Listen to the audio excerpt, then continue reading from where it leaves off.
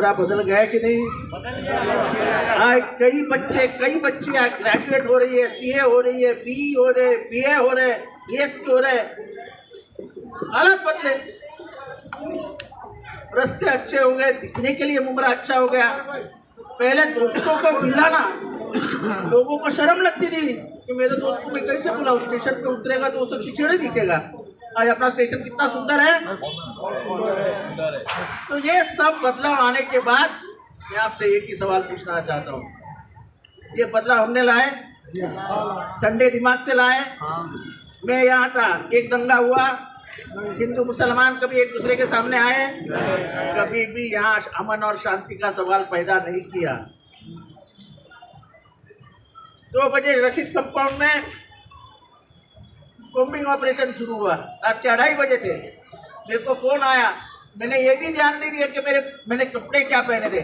मैंने इतने से चड्डा पहना था, मेरे आँख पे चश्मा भी लगाना भूल गया, और वैसे ही अंधे इसमें मैं गाड़ी चलाते आया।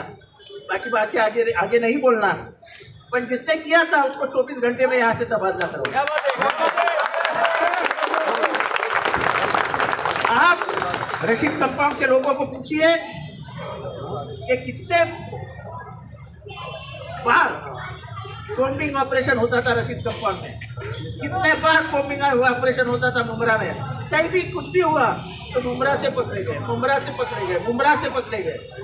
पिछले 10 साल में सुना है आपने कोई पेपर में कि मुमरा से पकड़े गए? अब तो बंद ही होगा, सवाल ही नहीं आता है।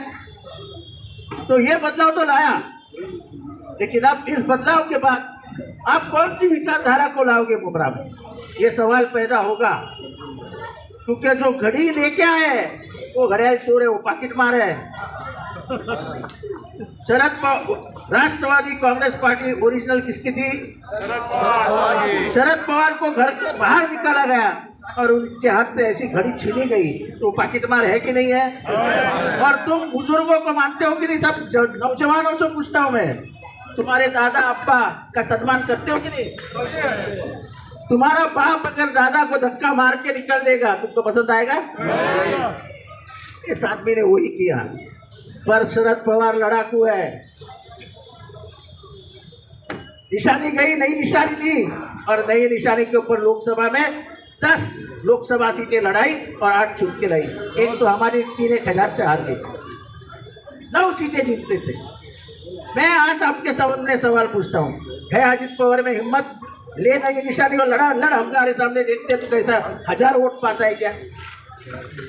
अरे हमारी निशानी, हमारा पार्टी चुरा करके तू लेके जाएगा और बोलेगा मैं बापू इस पार्टी का। अरे उस पार्टी का सूट सिला है शरद पवार ने, और तू पहनेगा उसमें तो तबला पुतला ही दिखेगा, तेरे को वो सूट तेरे को अच्छा ही नहीं दिखेगा। तो मेरा सवाल ज्यादा नहीं है आपसे, मैं सवाल इतना ही पूछता, मस्जिद पे हमले हो रहे हैं, विशालगढ़ में हुआ दरगाह तोड़ने की बातें हो रही है, अपना ये हाजी मलंग का दरगाह शहीद कर दो बातें हुई। सैयद गुनमनियार चाचा को ट्रेन में मारा गया, उसके मारने वाले को जेल में हमने बिठाया। अब सवाल आखिरी पूछ रहा हूं,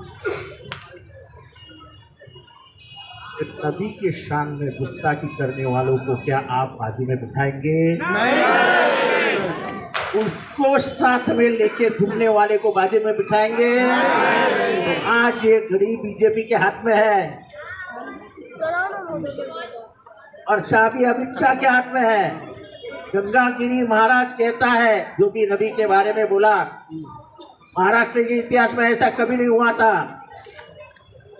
हम किसी भी हालात में जिसको दिल से लोग मानते हैं उस पर कभी भी हमला नहीं करते। हमारे मराठी मिट्टी ने हमको सिखाया नहीं है, ये मराठी मिट्टी से प्यार देती है और भूखे इंसान को पेट से अनाज देती है, ये हमारा काम रहा है।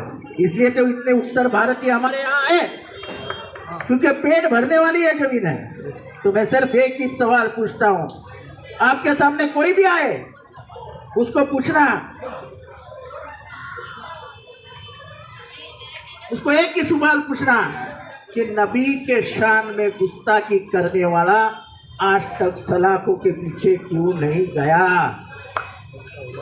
अगर तुम उसको पीछे नहीं डाल सकते तो हमारे इधर आओ भी मत, चलो बाबा। ये तुम्हारा सवाल होना चाहिए। नबी के शान में गुस्ताखी करके भी आपके सामने सीना तान के आएंगे तो आपकी क्या इज्जत है। तो इसीलिए जो सभी धर्मों को एक बराबर देखता है, सभी धर्मियों के लिए खड़ा होता है, जब भी आपके कुछ ऊपर कुछ हमला होता है, कुछ कोई बोलता है तो चंद आवाजें उठती है, उसमें से एक आवाज ही उठती है। चाहे मसला कोई भी हो, मेरे गाड़ी पे हमले हुए, मेरे गाड़ी पे पत्थर फेंके गए, मुझे मारने की धमकियां दी गई, मेरे घर पे लोग आगे गए, मैं अपने उसूलों से नहीं हटा। मैं अपने उसूलों से हटूंगा भी नहीं। जान चली गई वांदा नहीं। जान देने वाला लाने वाला वो है, ले जाने वाला भी वो है। कौन फर्क, किसको फर्क है? तो इसलिए ज़्यादा बात नहीं करता हूँ। उम्र का अच्छा डेवलपमेंट हुआ है, पर लेकिन जालिम और जुल्म इसको मत भूलना। ऊपर वाले ने, नबी ने क्या फरमाया है कि मौका जो भी मिलेगा तभी जालिम और जुल्म दोनों को खत्म करो। तुमको मौका मिलेगा और तुमको हथियार भी दिया बाबा साहब अम्बेडकर ने, वोटिंग का। वोटिंग करो और वो जालिम को उस हथियार से मार डालो। वोटिंग हथियार इस्तेमाल करो। ऊपर वाला जब पूछेगा कि जब तुम्हारे ऊपर जुल्म हो रहा था तो तुम क्या कर रहे थे, तो क्या जवाब दोगे? तो जालिम और जुल्म को खत्म करने के लिए डॉक्टर बाबा साहब अम्बेडकर ने तुमको एक हथियार दिया है, वो वोटिंग का है। उसका इस्तेमाल करके तुतारी निशानी पे बटन दबाकर, तुतारी बजाने वाला आदमी इस निशानी पे बटन दबाकर वोट दीजिए। इतना ही कहकर आपके दुआओं की दरखास्त करता हूँ।